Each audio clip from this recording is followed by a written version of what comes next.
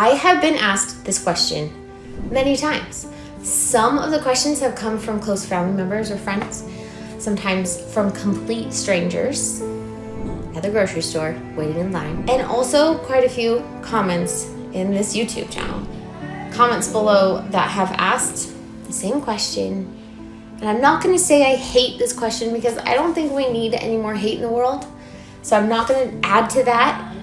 But at the same time, it's one of the worst questions you can ask a parent at all. And the question is, why would you have another autistic child? The reason why I hate don't like this question is because it assumes two things that are absolutely completely wrong. The first thing, it assumes that I should be expected to not want a child if the child has a high risk of being autistic. Like that's an expectation. So because of that expectation, that assumption, you're like, well, why did you do it? And that assumption is wrong. It's completely wrong. Of course, I want my child. I would never say, oh, the child's gonna be autistic. Never mind. That's not me. I would never, ever have that attitude. The second assumption is assuming that an autistic person, an autistic individual, isn't wanted or accepted or valued in society. Completely wrong, completely false. That is an assumption completely incorrect. There are so many autistic individuals who have made their mark on the world, who have invented things, who have created things, who have thought differently, and because of that, they've forged new paths. They've been leaders, not followers. Even in history, there are historians that really believe that a lot of the inventors and creators and new thinkers that changed the world for the better were probably autistic. So why would you be surprised that even though I knew my last child, Ezra, was autistic, I still chose to have Simon? Now I get to introduce you to my children. Ezra is 9 years old, and he was diagnosed with level 3 autism only at 21 months old. He was, and I quote from the speech pathologist, when he was 18 months old, a obvious diagnosis. If you want to hear about his journey and the adventure that we went on to try and get him diagnosed at the youngest age possible, we did a video about that here. It was very interesting. But we finally got a diagnosis for him, which really opened up help and it opened up support that I really needed as a mother who had never really talked to an autistic person before this, not really. And so I was very new and everything was unknown. But with Simon, I felt like I could hit the ground running. We got that diagnosis when he was 2. He was not an obvious diagnosis. Actually, the pediatrician that we love, he's really great. We still go to him. He was very doubtful that Simon was autistic and that he probably shouldn't even need an evaluation. I remember telling him, I need Simon to get evaluated because I need to know for my sanity whether or not he is autistic. I need to know this because I was going back and forth like, wait, he's not like Ezra at all, but okay, there's an autistic trait right there. Is he autistic? I don't know. I'm not a doctor. So we got him tested, and lo and behold, when he was 2 years old, he was diagnosed with level 2 in the language category and level 1 in the repetitive movement category. If you want to know about Simon's adventure, getting him diagnosed, that video is right here.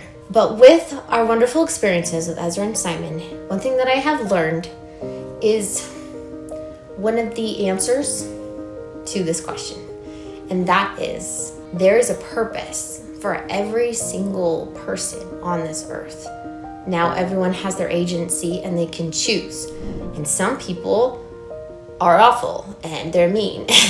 They're full of hate and they choose the wrong choices and hurt people. We're not going to talk about them, okay?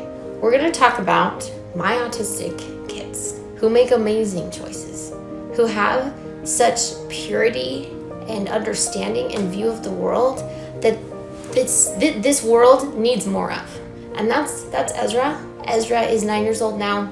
He's also been diagnosed with ADHD, apraxia of speech, which makes it really, really hard for him to form words and talk. And then also possible OCD. So he's completely non-speaking, but he has an iPad where when he's motivated, he will take it and point at pictures and tell us what he wants, tell us how he feels. Also, he can learn how to spell. He's been doing RPM, and just a little while ago, I asked him, what do you want me to pack in your lunch for school? And he spelled the word pretzel. And honestly, I was completely amazed. It's like, I didn't even know how to spell the word pretzel. I think there's a T in it. I'm like, I'm the worst speller, and here's my 9-year-old son who doesn't talk, who can spell better than I can. And that really showed me the understanding and the intelligence that so many people don't see and they don't appreciate. But when you get to know Ezra, when you get to know someone like Ezra, you see a purity that the world needs more of. And if you were able to spend time, quality time, one-on-one with Ezra, repetitively, and be able to get to know him and connect socially with him, you would never, ever ask anyone why they would choose to have another autistic child. Because you wouldn't assume those two assumptions that I said at the beginning of the video. You wouldn't even think that way. You know that the world needs more Ezras. We highlight this story in our book that I'm writing. It's called A Unique Normal. And the purpose of the book is to help parents build strong relationships with their autistic kids and find joy in the journey. Click the link in the description below to get your own copy.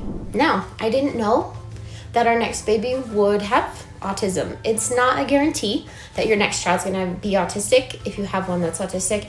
I actually know a family we're really close with that have 4 kids. Their first is not autistic, their second is autistic, and their last 2, the 3rd and 4th child, are not autistic. So there you go. It's not a for sure thing. It is very genetic, but it also is environmental. We don't know what causes autism, but if you're interested in what we do know around that, we actually interviewed a really smart doctor in this video here. And he told us that there's been proof that we know that autism actually starts as early as the 2nd trimester. But check out that video because I learned a lot interviewing him. My husband and I learned a lot. There's a lot of knowledge out there that people don't want to listen to. They want to believe what they want to believe, right? And that's okay. They can if they want to. But as for me, like in my family, I was totally okay with the high chance of having another autistic child. When Simon came into our world, he was absolutely perfect and just adored by all of his siblings and his older sister, Marie, my only daughter. She would hold him and carry him around. And I'm like, Marie, you're not even old enough to hold a baby.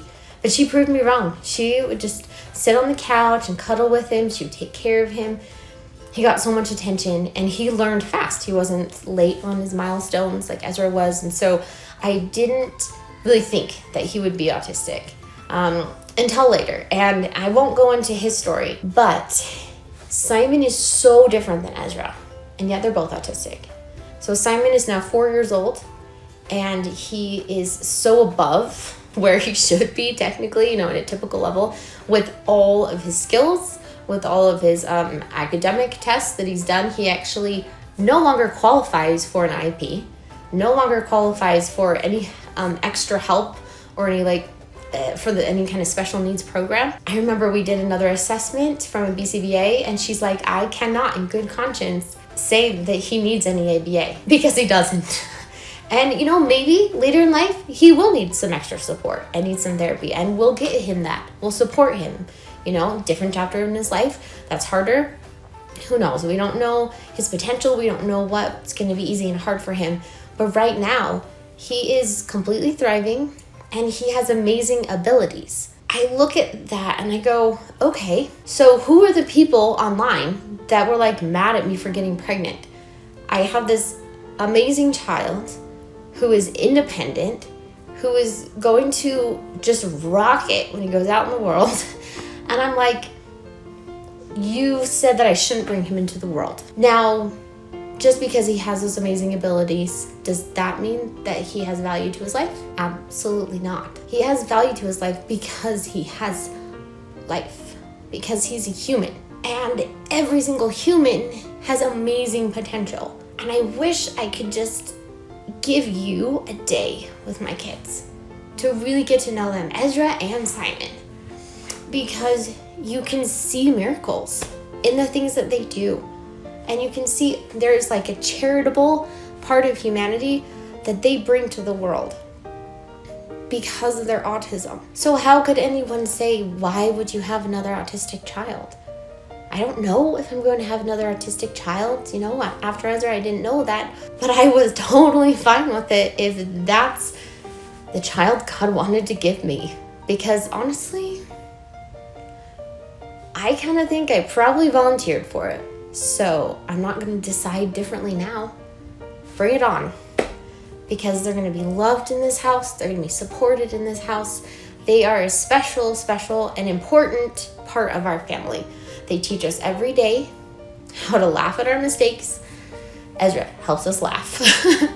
When we get mad in our family, Ezra will start laughing. He thinks the people that are mad are like the funniest thing ever. And it really helps us remember what's important in life. I feel like our whole family has got an upgrade at living life because of our autistic kids. I feel like we got lucky. And is it hard? Yes, it's hard. Because sometimes Ezra gets super frustrated because he can't communicate. And we support him and help him in every way that we can. And we will continue to do so. And sometimes Simon has a hard time with his sensory processing and emotional management. But guys, I have 3 other kids, and it's not like they were a walk in the park either. I mean, you know, they're really, really good kids.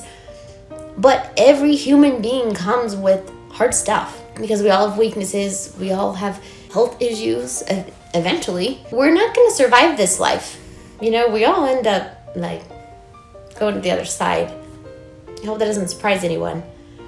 But this life isn't it. And I don't know if you believe in God.